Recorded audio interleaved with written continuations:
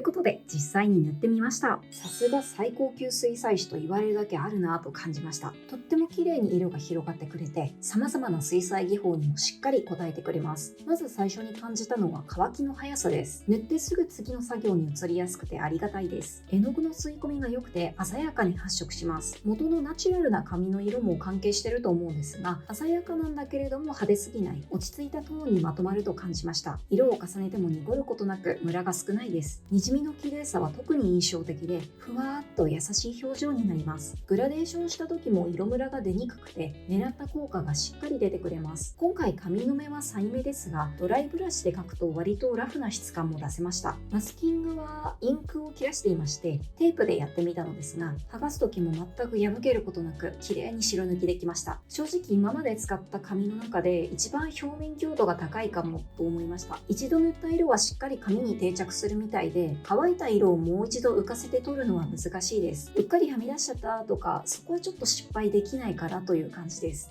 潮の模様がだいぶ分かりづらくなってしまったので、違う色でやり直してみたのですが、雪みたいに柔らかな模様が出ました。全体的に強烈なテクスチャーを出すというよりは、マイルドで柔らかい表現をしてくれる紙だと思います。確かにこの紙にしか出せないにじみやグラデーションの美しさがあって、ここぞという時に使いたい特別感のある水彩紙だと思いました。今回の動画が水彩紙選びのヒントになったら嬉しいです。よかった、参考になったという方はぜひチャンネル登録と高評価よろしくお願いします。ちょっとね、お高い紙で緊張したんですけれども、他の画材レビューの再生リストもありますので、もしよかったらそちらも覗いてみてくださいね。今回もご視聴いただきありがとうございました。また次回の動画でお会いしましょう。